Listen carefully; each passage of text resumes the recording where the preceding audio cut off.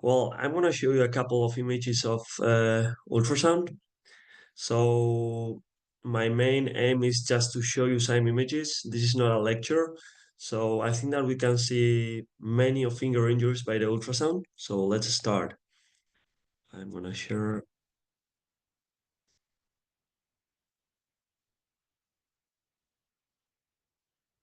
Mhm. Okay. Can you see the screen? Sure. Yeah. Okay. So let's start then. Okay, so I'm gonna speak to you about the sonoanatomy of the finger and about the most frequent climbing injuries. How can we see them by the ultrasound? So let's start with the pulleys. So, well, we know the anatomy of the pulleys, all of us. So here we can see the A1, the A2, the A3, and the A4. As Volker already said, the most common climbing injuries are the A2 and the A4 pulley ruptures.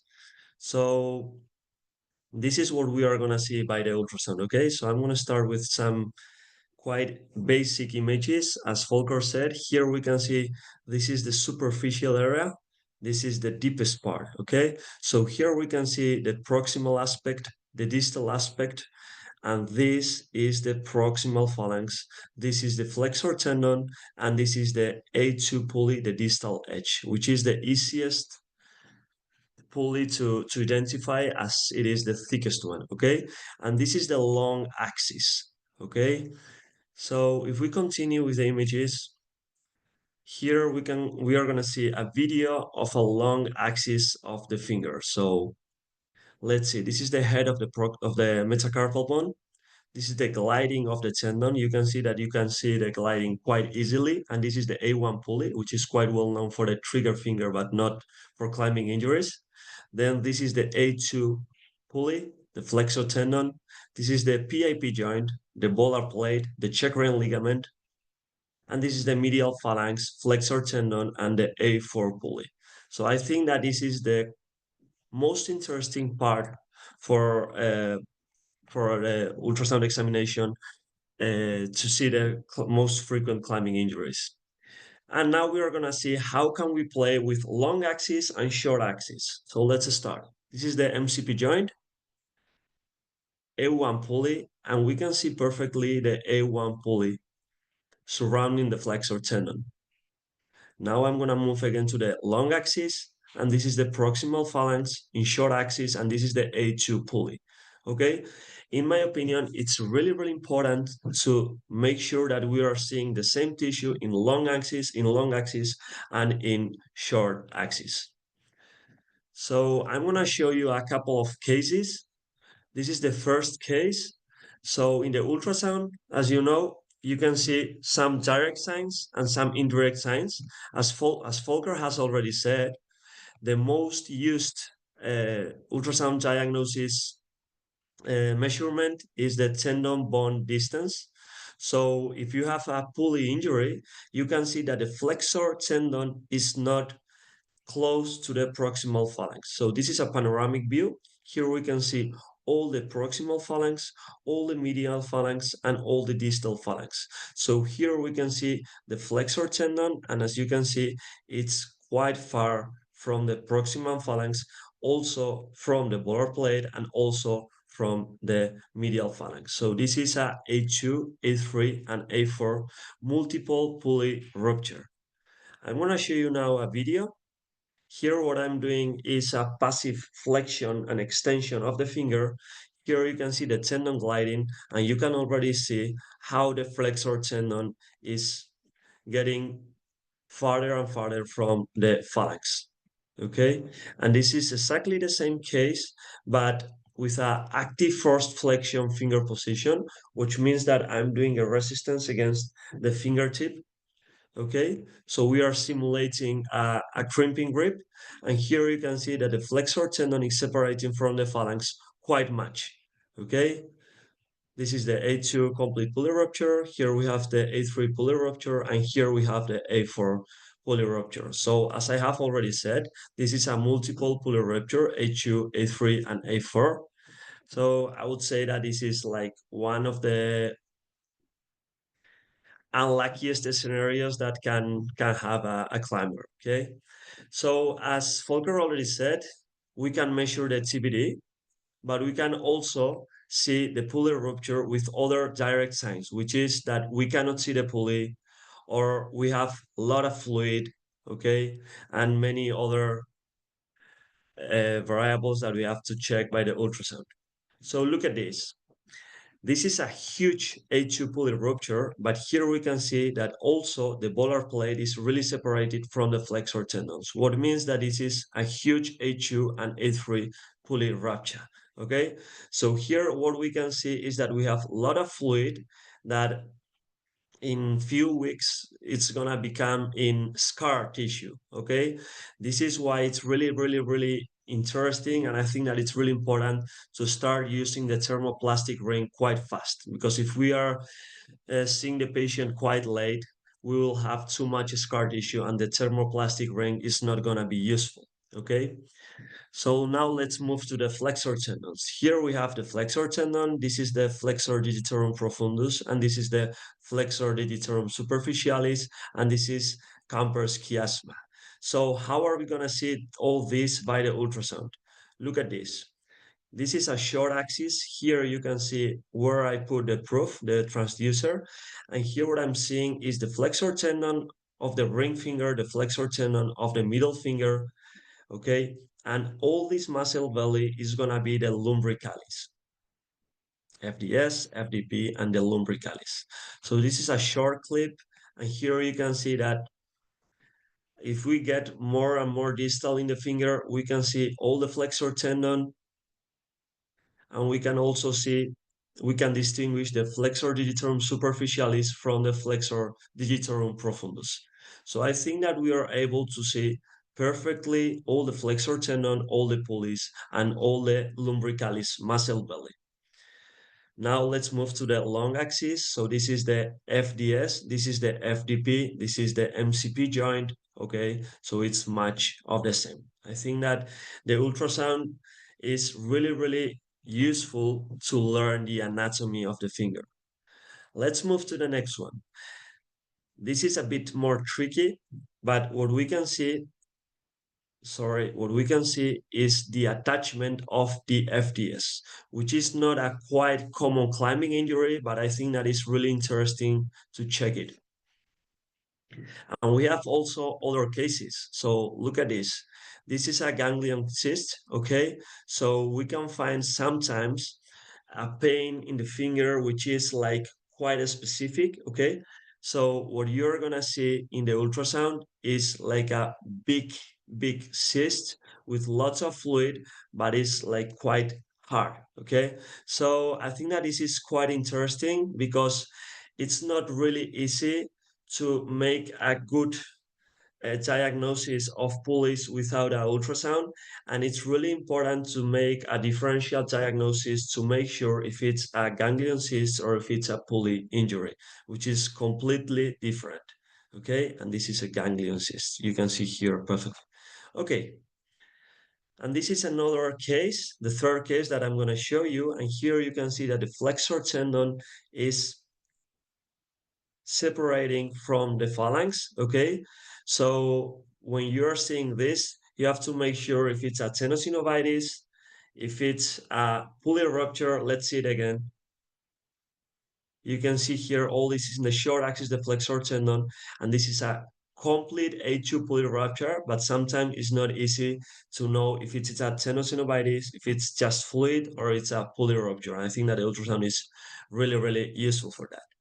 Let's move now to the lumbricalis. So we know the anatomy of the lumbricalis, and usually the most common lumbricalis that are affected are the third or the fourth lumbricalis because they are bipennae, okay? And they are innervated by the ulnar nerve. So this is the proximal attachment. I think that the lumbricalis is quite a unique muscle because the proximal attachment is in the flexor digitorum profundus, which are tendons that are constantly moving, constantly gliding. This is why the lumbricalis is quite easy to tear. This is the footprint of the lumbricalis. You can see there. This is the attachment, which usually is between 2 and 4 centimeters long. And the distal attachment of the lumbricalis is quite difficult to understand, and in this section is not really easy to see. So what we are going to see by the ultrasound is perfectly the muscle belly, but we are not going to see exactly really well the attachment, the distal attachment, and it's not really easy to see in long axis the proximal attachment. So in my honest opinion, I think that the best way to diagnose a lumbricalis tear is by the test. But if we do the ultrasound in these cases, what we are going to see is all the muscle belly, and we can see here how the muscle belly is attaching to the flexor digitorum profundus. So in my opinion, the easiest way to see this attachment is in the short axis and not in the long axis. So if we have a lumbricalis tear, what we are going to see is edema. It's going to be a lot of fluid all around the flexor tendon. And we can see this by the MRI, but we can also see this by the ultrasound. So what I use is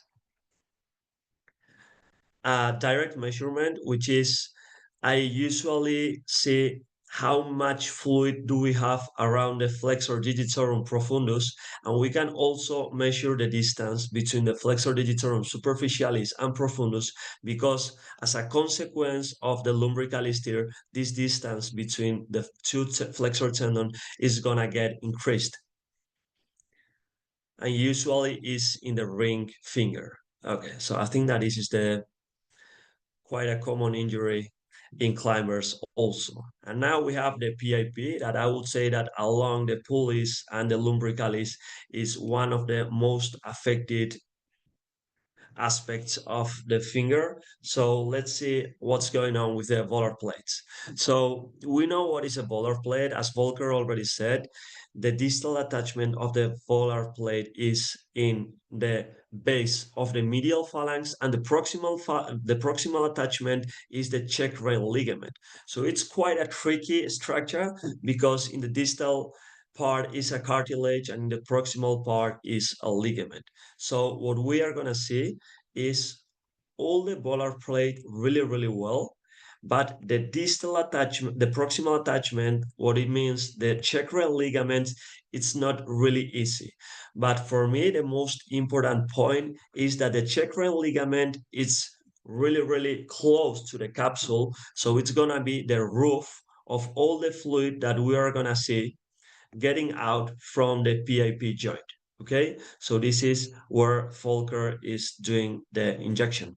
Okay, so here we have the volar plate. You can see high quality ultrasound images of the volar plate. Okay, and if we have an injury, what we are gonna see is, well, different things. One of them is the complete detachment of the volar plate. Look at this. Here we can see perfectly the volar plate, but in this case, we are missing the volar plate. If we see really well, you will see that the volar plate here in the PIP joint is missing, but now we can see that the volar plate is moved to the proximal attachment. Okay, so this is a complete volar plate detachment. And usually this is happening when we have a PIP joint instability, okay? Or a luxation. Yeah. And this is a avulsion. You will see this is quite common in climbers when we are using one finger pockets, okay? And you are getting stuck. And when you continue climbing, you have your finger and you are doing a hyperextension mechanism. And in these scenarios, you can find avulsion. So this is a small detachment, but here the main injury is not in the union between the medial phalanx and the polar plate. The main problem is the avulsion. Okay, and this is a quite well-known climber here in Europe. And you will see that here we have quite a big weird proximal phalanx. So this is a big degeneration of the joint. So I would say that to see the joint, the MRI is more useful, even the X-ray, comparing with the ultrasound. But sometimes if we see this kind of structures, you know that you will find a big osteoarthritis. Okay.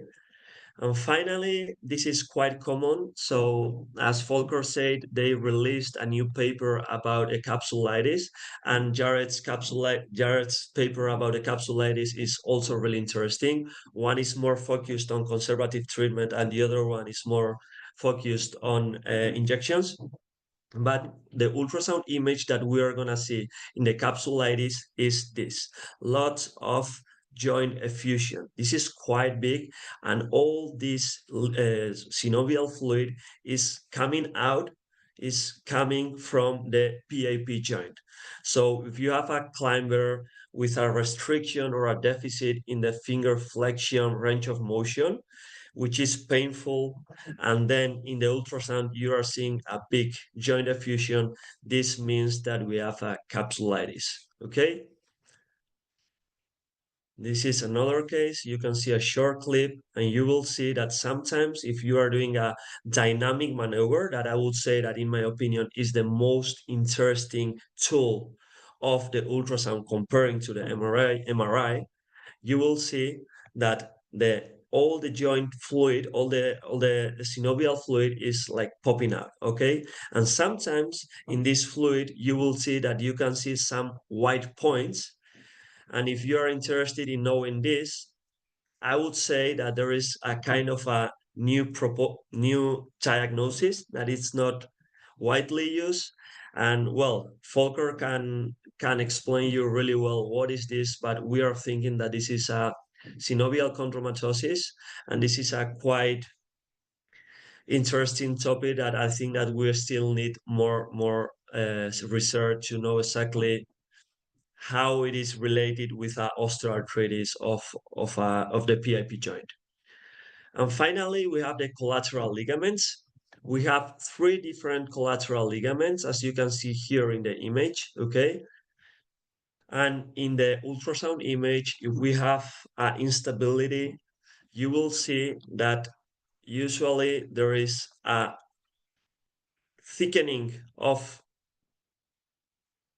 the ligament, but sometimes if there is a bit of fluid doing dynamic maneuver, sometimes like in this case, you can see that the ligament is completely ruptured.